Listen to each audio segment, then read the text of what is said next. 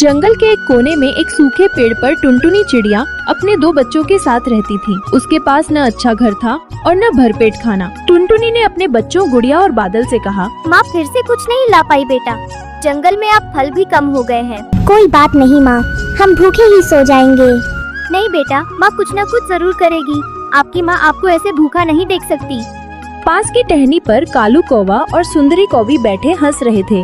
तभी कालू कौवा बोलता है, देखो सुंदरी, ये चिड़िया अभी भी उसी पुराने सूखे पेड़ पर बैठी है। लगता है पेड़ भी इसके नसीब से दुखी है। सुंदरी कौवी भी हंसते हुए बोली, और उसके बच्चे कितने गंदे और भूखे लगते हैं, एकदम कमजोर थके हुए, उड़ने की भी ताकत नहीं बची। अरे मुझे तो इस पर हंसी आती है। जंगल में इतने फल फूल हैं, आमों के बाग में इतनी मिठास है, लेकिन भूख और बदनसीबी तो जैसे इसके पीछे ही लग गई हो। तभी एक तीसरा कौवा, जिसका नाम भूरा कौवा था, वहीं आकर बैठता है और वह भी हंसते हुए बोला, अरे भाई, मैं तो कहता हूँ कुछ चिड़ियाओं तो बस रोने के लिए ही पैदा होती है। मेहनत भी करे तो किस्मत उन्हें उलटा पकड़कर खींच ले जाती है। एक दिन मैंने देखा वो जमीन से गिरी हुई बेरियां बटोर रही थी, जैसे जंगल का कचरा समेट रही हो। तरस आता है मुझे उस पर। सुनो मेरी बात, ऐसी चिड़ियों को जंगल से निकाल देना चाहिए। ये हमारे जंगल की शोभा घटा रही है। जंगल में वही रहे जो ऊंची उड़ान भर सके, जैसे हम।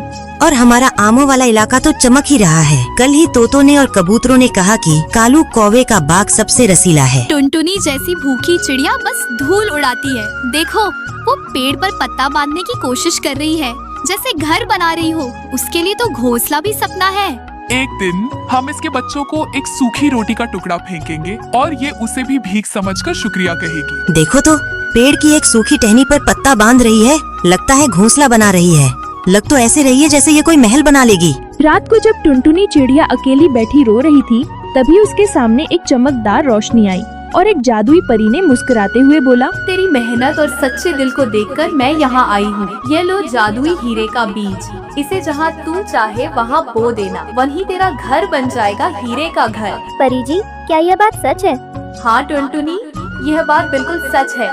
लेकिन हाँ, इस घर में केवल सच्चे दिल वाले ही रह सकते हैं, नेक दिल और ईमानदार पक्षी। यह बात तुम ध्यान रखना। टुनटुनी ने बीज बोया और कुछ ही पलों में वहाँ एक सुंदर चमकता हुआ हीरे का घर उगाया। उसकी दीवारें और छत चमकते हुए हीरों से बनी थी। माँ देखो, हमारा चमकता हुआ घर। यह परी जी का आशीर्वाद है बेटा। अब हम कभी भी भूखे नहीं रहेंगे। अब मेरे बच्चों को कभी भी भूखा नहीं सोना पड़ेगा। और फिर अगली सुबह टुनटुनी चिड़िया का हीरे का घर देखकर कालू और सुंदरी चौंक गए। ये क्या, चिड़िया के पास अब हीरे का घर है। मुझे भी चाहिए यह घर। चलो चाल चलते हैं। हम दोनों उसके पास चलते हैं और उससे कहेंगे कि हम तुम्हारे रिश्तेदार हैं और तुम्हारे घर में कुछ दिन रहने आए हैं, और फिर कुछ दिनों के बाद टुनटुनी को उसी के घर से बाहर भगा देंगे। दोनों झूठे चेहरे बनाकर टुनटुनी के पास गए और चिड़िया से कहा, टुनटुनी बहन, हम तुम्हारे रिश्तेदार हैं और बहुत परेशान हैं। क्या हम कुछ दिनों के लिए यहाँ रह सकते हैं? टुनटुनी चिड़िया ने भी दया दिखाते हुए कहा, अगर तुम्हें सच में जरूरत है तो रह लो। जैसे ही दोनों पति पत्नी अंदर घुसे, चमकते हुए हीरे काले पड़ने लग गए, दीवारें गिरने लगी और घर कांपने लगा। तभी जादुई परी प्रकट हुई और उन दोनों से कहा, झूठे दिल वाले पक्षियों को यह घर स्वीकार नहीं करता, बाहर निकलो यहाँ से। हमें माफ कर दो परी जी, हम दोनों लालच में अंधे हो गए थे। और वो दोनों घर से बाहर निकल गए। जैसे ही वे बाहर निकले, घर फिर से चमकने लगा, जैसे कुछ हुआ ही न हो। और फिर अगली सुबह जंगल के सभी जानवर इकट्ठा हुए। चिड़िया बहन, आपका ये घर तो हमारे जंगल की शान बन गया है। पूरे जंगल में ऐसा घर किसी के पास नहीं है। दोस्तों, यह तो परी जी का आशीर्वाद है। हरिया भाई, मैं तो चाहती हूँ कि सब खाएं, मुस्कुराएं और सब ऐसे ही हंसते रहे। टुनटुनी के घर की चर्चा चारों ओर होने लगी। जलन से भरे कालू और सुंदरी से यह सब कहाँ देखा जा सकता था। देखा कालू जी, इस टुनटुनी चिड़िया की इज्जत तो दिन पर दिन बढ़ती ही जा रही है और हमें कोई पूछ भी नहीं रहा। कालू जी, तुम्हें कुछ ना कुछ तो करना होगा। मुझे एक जादूगरनी लोमड़ी के बारे में पता है। वो लोमा जादूगरनी हमारा साथ जरूर देगी। अगले दिन सुंदरी और कालू ने लोमा नाम की जादूगरनी को बुलाया, जो एक काली गुफा में रहती थी। जादूगरनी उन दोनों की आवाज सुनकर गुफा के बाहर आई। उसकी आंखों में नफरत थी। जो घर प्यार और सच्चाई से बना है, उसे तोड़ने के लिए तो मेरा एक छल ही काफी है। मैं दूंगी तुम्हें एक बीज, काले हीरे का बीज। बो इसे और फिर देखो तमाशा। अगली सुबह सूरज की पहली किरण के साथ कालू ने लोमा जादूगरनी द्वारा दिया गया एक बीज जमीन में दबाया। जैसे ही बीज गया, जमीन कांपने लगी और वहाँ भी एक चमचमाता हीरो का घर उगाया, पर वह अंदर से बदबूदार, खोखला और अंधकार से भरा था। वाह कालू, तुमने तो कमाल कर दिया। यह घर तो एकदम टुनटुनी के घर जैसा दिखता है और उसके घर से ज्यादा सुंदर, बड़ा और चमकीला। जंगल के पक्षी तो इसे देखकर पागल हो जाएंगे, पागल। यही तो चाहिए था मुझे सुंदरी, दिखावे की जीत होगी और सच्चाई की हार। जब सब पक्षी हमारे हीरो के घर में आएंगे तब उसके चेहरे पर वह मासूम दर्द, वाह कितना मजा आएगा उसका चेहरा देखने में, वाह कितना मजा आएगा उसको टूटा देखने में। अभी तक सब उस चिड़िया की तारीफों के पुल बांध रहे थे। चिड़िया का घर सबसे प्यारा, चिड़िया का दिल सबसे साफ। अब देखेंगे जंगल वाले की कैसे बनता है नाम चालाकी से। अब टुनटुनी चिड़िया को समझ आएगा, जंगल में सिर्फ मेहनत से ही नहीं, दिमाग से भी जीता जाता है। अब देखो तमाशा चिड़िया, अब तेरा प्यार, तेरी सच्चाई, तेरे आंसू सब खो जाएंगे इस झूठी चमक के पीछे। जैसे ही वह दोनों हंसते हैं, एक झोंका हवा का चलता है और नए घर की दीवार थोड़ी हिलती है और एक काला हीरा टूटकर जमीन पर गिर जाता है। उसमें से बदबू निकलती है, लेकिन कालू और सुंदरी इसे नजरअंदाज कर देते हैं और अपनी हंसी में खो जाते हैं। अगले दिन कुछ पक्षी हीरे के घर के सामने आते हैं। अरे ये क्या, कल तक तो जंगल में सिर्फ एक ही हीरे का घर था, अब दो दो हो गए। सच कहूँ तो मुझे तो समझ ही नहीं आ रहा कि असली कौन सा है और नकली कौन सा। ये दोनों तो एक जैसे ही दिखते हैं। यह नया घर असली है, टुनटुनी ने तो परी से जादू चुरा। नहीं, मैंने कुछ नहीं चुराया। सब पक्षी उलझ गए कि क्या सच्चाई है, क्या टुनटुनी सच में गलत है। तभी वहाँ पर परी आते हैं। सच और झूठ का फैसला आज रात होगा। दोनों घरों की एक ही रात में परीक्षा होगी। वहीं दूसरी तरफ एक पेड़ के पीछे छुपकर लोमा जादूगरनी यह सब देख रही थी। अगर मेरा घर पास हो गया तो सच्चाई की हार होगी और दिखावे की जीत। यही तो चाहती हूँ मैं। धीरे धीरे सब पक्षी मेरे दिखावे में आ जाएंगे और फिर मैं करूँगी जंगल पर राज। जैसे ही रात होती है, आसमान में जोर का तूफान आया, बिजली गिरी, टुनटुनी का घर हिलकर भी खड़ा रहा, मगर कालू और सुंदरी का घर बादल गूंजते ही चूर चूर हो गया।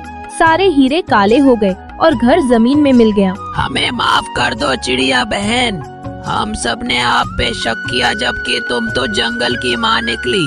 माँ बनना आसान नहीं, पर जिसने दर्द देखा हो वही सच्चा घर बना सकता है। भूल तो इंसान से भी होती है, पर पक्षियों से उम्मीद है कि वह उड़कर ऊंचाई को समझेंगे। मैं तुमसे नाराज नहीं हूँ सुंदरी। मैंने तेरा घर जलाने की, तेरी इज्जत गिराने की कोशिश की, फिर भी तूने मुझे माफ किया। क्योंकि तुम भूखे हो कालू और सुंदरी।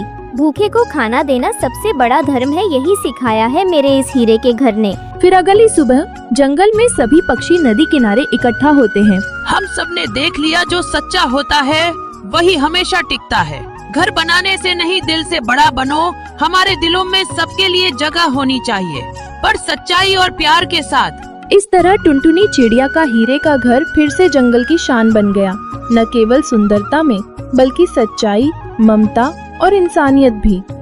अब वहाँ न कोई भूखा था, न कोई अकेला, और इस बार फिर से जलन को भी सबक मिल गया। तो प्यारे दोस्तों, यह थी हमारी आज की कहानी।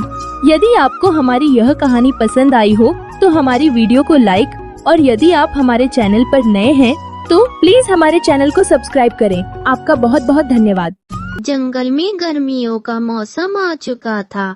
सभी पक्षियों ने अपने लिए एक मजबूत घर बना लिया था ताकि वह गर्मियों की गरम गरम हवाओं से बच सके।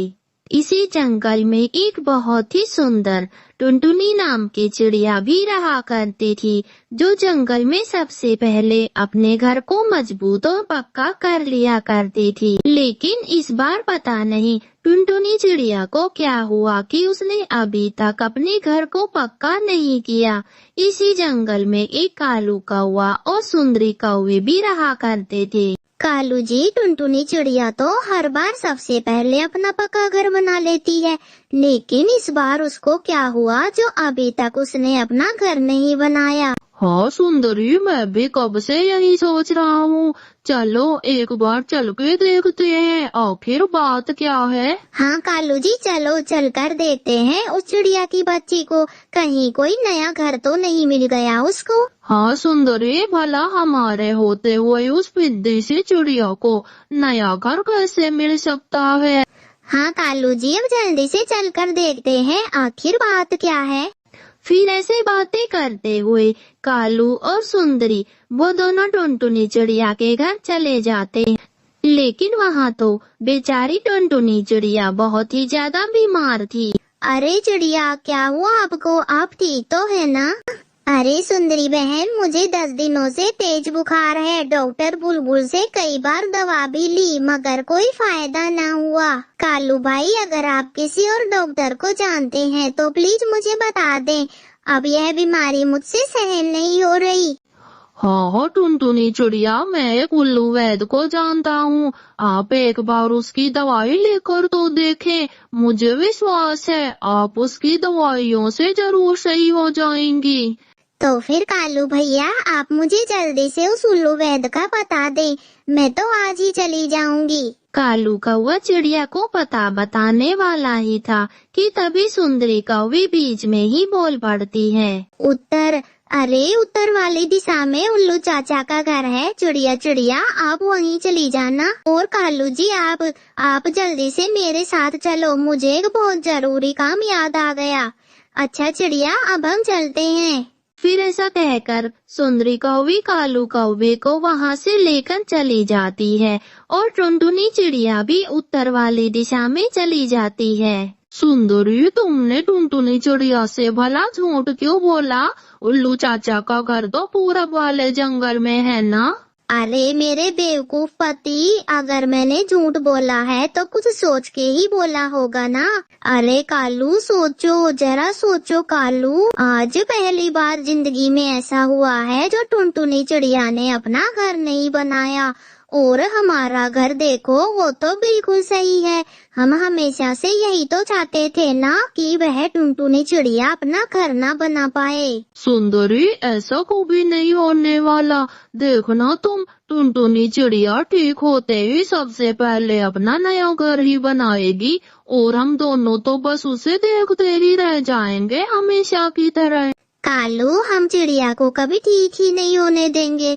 जिस हालत में वह उत्तर वाली दिशा में गई है, वहाँ से और भी ज्यादा तबीयत खराब करके ही लौटेगी। फिर तो चिड़िया अपना घर भी नहीं बना पाएगी। और हाँ, इतनी जोरों की गर्मी में जब वह यहाँ वहाँ भटकेगी और जब वह हमारे घर में रहने आएगी तो दरवाजा खटक से बंद करना है उसके मुंह पर।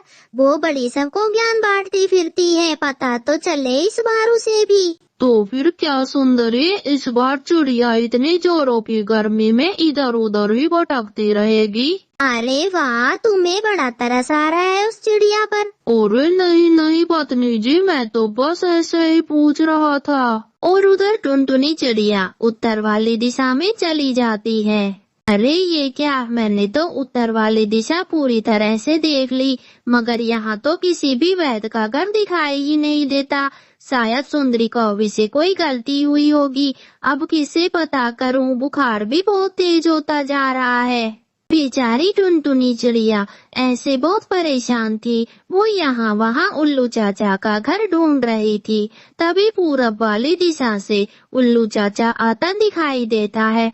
टुनटुनी चिड़िया उन्हें आवाज देकर रोक लेती है। क्या हुआ चिड़िया, आपने मुझे यहाँ क्यों बुलाया है? मैं बहुत जल्दी में हूँ, मुझे एक मरीज को देखने जाना है, वो बहुत गंभीर है। माफ करना उल्लू चाचा, मैं आपसे कुछ पूछना चाहती हूँ कि आप ही वैद्य हो? हाँ, मैं ही पुराना वैद्य हूँ। बताओ क्या हुआ तुम्हें बेटा? फिर टुनटुनी चिड़िया उल्लू चाचा को सारी बातें बता देती कि कैसे वह उत्तर वाली दिशा में उन्हें ढूंढ रही थी। बेटी, कौवे और कौवी वो तो बहुत बदमाश है। मैंने एक बार उस कालू कौवे की पत्नी का इलाज किया था मगर उन्होंने 1 रुपए तक नहीं दिया। जब उनसे रुपए मांगो तब बोलते हैं कि कल देंगे। उल्लू चाचा मुझे बुखार की दवा दे दे। पिछले 10 दिनों से मुझे बहुत तेज बुखार है। फिर उल्लू वैद टुनटुनी चिड़िया का पंख देखते हैं और उसे दवाई देते हुए कहते हैं, बेटा तुम्हें तो डेंगू हुआ है, मैं यह दवाई दे रहा हूँ, समय समय पर इन्हें लेते रहना और ठंडी चीजों से बच के रहना, वरना बीमारी और भी ज्यादा गंभीर हो सकती है। धन्यवाद उल्लू चाचा जी, यह ले अपने पैसे, मैं अभी चलती हूँ। फिर टुनटुनी चिड़िया दवाइयाँ लेकर शाम तक अपने घर आ जाती है। इधर कालू और सुंदरी कौवी वो दोनों टुनटुनी चिड़िया का लौटने का बेसब्री से इंतजार कर रहे थे। कालू जी वो देखिए टुनटुनी चिड़िया आ गई है, चलो उसके पास चलते हैं, चलकर उसे पूछे तो सही क्या तुम्हें उत्तर वाली दिशा में उल्लू वैद मिला या नहीं। फिर सुंदरी कौवी और कालू कौवा वो दोनों तुरंत ही चिड़िया के पास चले जाते हैं। चिड़िया हम तुम्हें बताने ही वाले थे कि उल्लू चाचा का घर उत्तर में नहीं बल्कि पूर्व दिशा में है, मगर जब तक तुम जा चुकी थी चिड़िया। धन्यवाद सुंदरी कौवी, कम से कम आज तो आपने मुझे सही रास्ता बता दिया। अब मैं कल पूर्व दिशा में जाऊंगी, अभी आप जाएं, मैं बहुत थक गई हूँ। ऐसे सुनकर कालू और सुंदरी वहाँ से चले जाते हैं। टुनटुनी चिड़िया भी समय समय पर अपनी दवाइयाँ लेती और लगभग 4-5 दिनों में वो ठीक हो जाती है। सुंदरी, लगता है चिड़िया बिल्कुल ठीक हो गई है, देखो तो कैसे जल्दी जल्दी पंख चलाकर अपने टूटे फूटे घोंसले को ठीक कर रही है। वो चाहे कुछ भी कर ले, चिड़िया पक्का घर तो बना ही नहीं सकती, और आज बारिश भी तो होने वाली है। सुबह से मौसम जो खराब है, फिर वह बाहर बारिश में थर थर कांपते हुए हमारे ही घर आएगी, तब देखना तुम कालू जी, मैं उस चिड़िया को कितना लंबा चौड़ा भाषण देकर वहाँ से भगा देती हूँ। सुंदरी जी, भला इतनी गर्मी में हम क्यों घर के बाहर बैठे रहे, चलो अपने घर के अंदर चलते हैं, वहीं से चिड़िया का नजारा देखेंगे। फिर कालू और सुंदरी घर के अंदर छुप जाते हैं, क्योंकि बाहर गरम गरम हवाएं जो चलने लग गई थी, मगर टुनटुनी चिड़िया तो अपने घर की मरम्मत में लगी हुई थी। ही ऊपर वाले, यह घर तो पूरी तरह से टूटा हुआ है और किसी भी समय बारिश भी हो सकती है, अब मैं क्या करूं? टुनटुनी चिड़िया ऐसे बहुत परेशान हो रही थी, तभी उसे एक मधुमक्खी पत्ते में छुपी हुई दिखाई देती है, जो कि पूरी तरह से पत्ते में अपना घर बनाए हुए थी। आइडिया, मैं भी जल्दी जल्दी अपने घर को पत्तों से ढक लेती हूँ और मधुमक्खी की छत्ते जैसा घर बना लेती हूँ, इसमें मुझे ज्यादा वक्त भी नहीं लगेगा और शाम होने से पहले सब कुछ ठीक भी हो जाएगा। हाँ, मैं ऐसा ही करूँगी, यही सही रहेगा। इतना सोचकर टुनटुनी चिड़िया अपने आसपास के पेड़ों से काफी सारे पत्ते जमा करती और थोड़े समय में ही ढेर सारे पत्ते तोड़ लेती है। अब के लिए इतने सारे पत्ते काफी होंगे, अभी इन्हें जल्दी जल्दी से घर की दीवारों पे बांध देती हूँ। फिर टुनटुनी चिड़िया कुछ ही समय में सारे पत्ते घर पर लगा देती है, जिससे उसका घर बिल्कुल भी टूटा हुआ दिखाई नहीं देता और चिड़िया अपने घर के अंदर चली जाती है। उधर कालू और सुंदरी भी नींद से जागते हैं। कालू, अभी तो बारिश भी शुरू हो गई, किसी भी समय चिड़िया आती होगी भीगते हुए हमारे घर पर। और हाँ कालू जी, कह देती हूँ, तुम जरा भी दया ना करना उस चिड़िया पर। नहीं सुंदरी, ऐसा कुछ होता तो दिखाई नहीं पड़ता क्या? ऐसा कुछ नहीं होगा, यहाँ आकर देखो सुंदरी, फिर बताना। यह क्या कालू, इसने तो अपना पूरा घर पत्तों से ढक लिया है, पर कोई बात नहीं, पत्ते ज्यादा बारिश नहीं झेल पाएंगे, कुछ ही देर में सारे पत्ते झड़ जाएंगे। ऐसा कहकर वो दोनों टुनटुनी चिड़िया के घर को देखना शुरू कर देते हैं, मगर कालू के ऊपर तो पानी गिरना शुरू हो जाता है। सुंदरी देखो, हमारी छत से तो पानी टपक रहा है, तुमने छत को ठीक से तो पक्का किया था ना सुंदरी? कालू जी, मैंने छत को पक्का नहीं किया था, उस टुनटुनी चिड़िया के चक्कर में मैं तो अपना काम करना ही भूल गई। सुंदरी, दीवारों का काम मेरा था और छत का काम तुम्हारा था, तुमने बोला ऐसा क्यों नहीं किया सुंदरी? क्योंकि कालू जी, मुझे छत बिल्कुल ठीक ठाक लग रही थी, इसलिए मैंने छोड़ दिया। प्लीज कालू जी, मुझे माफ कर दे। और फिर कुछ देर के बाद पानी और भी ज्यादा टपकने लगता है। कालू कालू भागो यहाँ से कालू, घर टूटने वाला है। फिर कालू कौवे का घर पानी जमा होने के कारण टूट जाता है और वो दोनों पूरी रात बारिश में भीगते रहते हैं। कालू जी, मैं तो चिड़िया को बारिश में पूरी तरह भिगाना चाहती थी, मगर यहाँ तो सब उल्टा हो गया। सुंदरी, आज के बाद किसी का बुरा नहीं सोचेंगे, वरना खुद का ही बुरा होता है। हाँ कालू जी, हमें हमारे किए की सजा मिल गई। फिर इस तरह से कालू और सुंदरी को टुनटुनी चिड़िया को सताने की सजा मिलती है और वो दोनों पूरी रात बारिश में भीगते ही रहते हैं। तो प्यारे दोस्तों, इस कहानी से हमें सीख मिलती है कि जो दूसरों का बुरा सोचता है, ऊपर वाला उसी के साथ ही बुरा करता है। हमारे चैनल को सब्सक्राइब करें, वीडियो को लाइक करें और ज्यादा से ज्यादा शेयर करें। आपका बहुत बहुत धन्यवाद। मधुवन के जंगल में टुनटुनी चिड़िया अपनी सौतेली माँ टोनी चिड़िया के साथ रहा करती थी। टुनटुनी चिड़िया की माँ राधा चिड़िया शिव जी की बहुत बड़ी भक्त थी।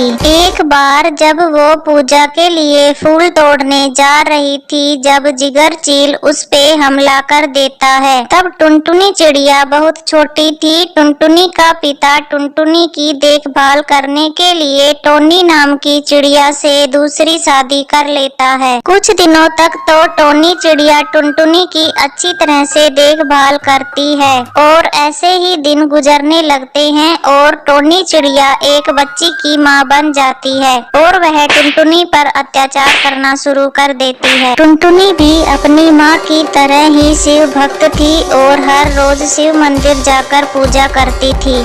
तब एक दिन टुनटुनी नदी पर नहाने जा रही थी, तभी उसकी माँ टोनी चिड़िया कहती है, अरे ओ भोलेनाथ की भक्तन, इतनी सुबह सुबह कहाँ जा रही है? माँ, मैं शिव जी की पूजा करने के लिए फूल लेने जा रही हूँ, ज्यादा देर करूँगी तो मुझे फूल नहीं मिलेंगे, आती हुई नदी पर नहा भी आऊंगी। बड़ी आई फूल वाली, चल चल पहले घर का काम खत्म कर, फिर चले जाना जहाँ भी जाना हो। फिर टुनटुनी चुपचाप घर के कामों में लग जाती है। वह जल्दी जल्दी काम कर रही थी और मन ही मन भगवान भोलेनाथ से प्रार्थना करने लग जाती है। हे भोलेनाथ, मुझे इतनी शक्ति दीजिए कि मैं जल्दी से घर का सारा काम कर लूं और शांति से तुम्हारी पूजा कर सकूं। टुनटुनी घर का सारा काम कर लेती है और नदी पे नहाने आती है। नहाने के बाद टुनटुनी फूल तोड़ने जाती है, लेकिन उसे कहीं फूल नहीं मिलते क्योंकि सारे पक्षी पहले ही फूल तोड़ चुके थे। फूल न मिलने के कारण टुनटुनी रोने लगती है।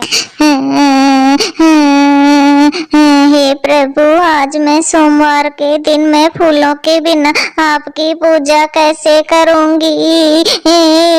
वो रोए जा रही थी, तभी मीना तोती वहाँ से गुजरती है। वह भी पूजा करने के लिए मंदिर ही जा रही थी। जब उसने टुनटुनी चिड़िया को रोते हुए देखा तो वह उससे पूछती है, टुनटुनी, तू यहाँ बैठकर क्यों रो रही है? क्या आज फिर से तुम्हारी माँ ने तुम्हें मारा है? नहीं नहीं मीना तोती, मुझे आज भोलेनाथ पर चढ़ाने के लिए फूल नहीं मिले, इसलिए मैं रो रही हूँ।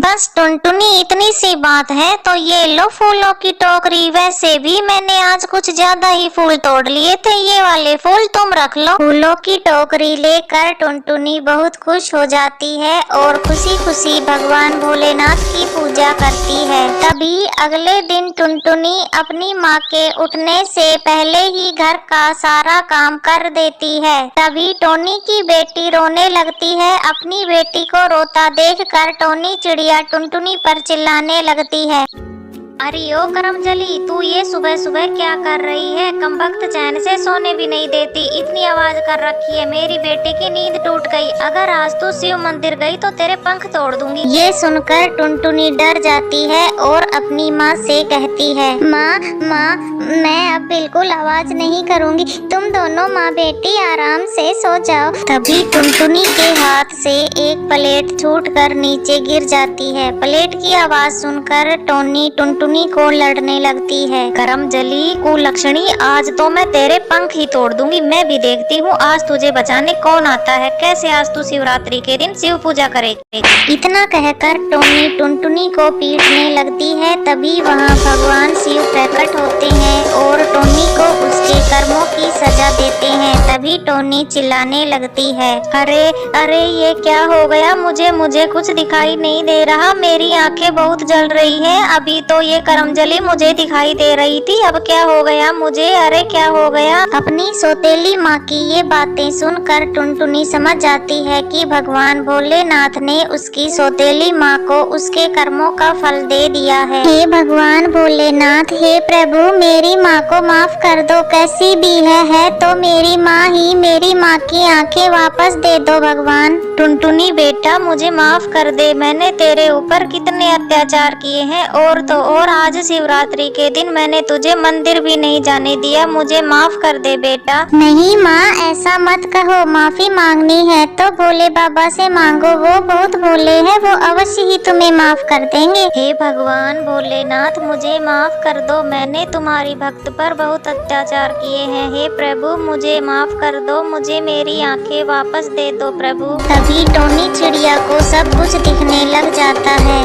और फिर सभी खुशी खुशी भगवान शिव के मंदिर जाते हैं और महाशिवरात्रि की पूजा करते हैं। जय भोले। जंगल में टोनी चिड़िया अपने बेटे टुन्नू के साथ रहा करती थी, क्योंकि कई साल पहले उसके पति की मृत्यु हो जाती है। टुन्नू की शादी टुनटुनी चिड़िया से होती है, जो बहुत बड़ी शिव भक्त थी। एक दिन की बात है, टुनटुनी चिड़िया सुबह सुबह नहा धोकर तैयार हो जाती है और भोलेनाथ की पूजा करती है और फिर रसोई घर में खाना बनाने लग जाती है। तभी वहाँ पर टोनी चिड़िया आती है। अरे बेटा, कभी आराम भी कर लिया करो, पूरा पूरा दिन घर के कामों में ही लगी रहती हो। तो क्या हुआ माँ जी, पहले आप भी तो पूरा घर संभालती थी ना। वैसे भी भोलेनाथ की कृपा से मैं पूरा घर आराम से संभाल लेती हूँ, मुझे कोई दिक्कत नहीं होती माँ जी। मेरे तो भाग्य ही खुल गए जो मेरे घर में लक्ष्मी जैसी बहू आई है, इतनी बड़ी धार्मिक बहू है मेरी। तो मैं तो भोलेनाथ से बस यही मांगती हूँ, वो सदा तेरी रक्षा करे। इतना कहकर टोनी चिड़िया वहाँ से चली जाती है और टुनटुनी अपना काम करने लग जाती है। धीरे धीरे समय बीतने लगता है। एक दिन की बात है, टुन्नू चिड़ा कुछ सामान लेने बाजार जाता है। तभी रास्ते में टुन्नू को कुछ शिकारी चील घेर लेते हैं। टुन्नू घबरा जाता है और भागने की कोशिश करता है, लेकिन शिकारी चील टुन्नू को पकड़ लेते हैं और उसे घायल कर देते हैं। इधर बबली कबूतरी आके टुनटुनी को सारी बात बताती है। फिर टुनटुनी टुन्नू के पास जाती है। हे भगवान, ये क्या हो गया, हे भोलेनाथ, मैं तो तेरी कितनी पूजा करती हूँ, फिर भी मेरे पति के साथ ऐसा हो गया,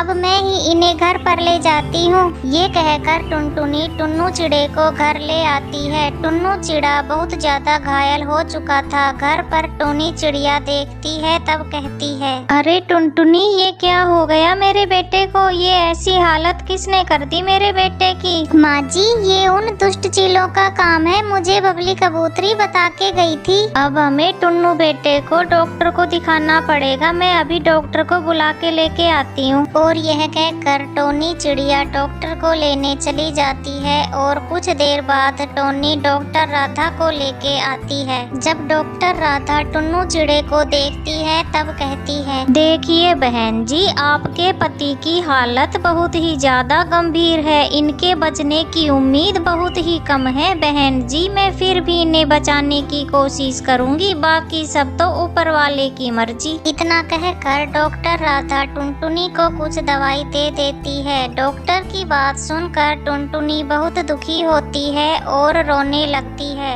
फिर टोनी चिड़िया टुनटुनी को समझाती है, बेटा टुनटुनी, तुम्हें धैर्य से काम लेना चाहिए, भोलेनाथ सब सही करेंगे बेटा। यदि तुम ही हार मान जाओगी तो मेरा क्या होगा। तुम ऐसा करो, तुम भोलेनाथ से प्रार्थना करो, तुमने बचपन से भोलेनाथ की पूजा अर्चना की है, वो अवश्य ही तुम्हारी प्रार्थना सुन लेंगे। इतना सुनकर टुनटुनी चिड़िया भोलेनाथ के मंदिर में जाती है और वहाँ जाके रोने लगती है।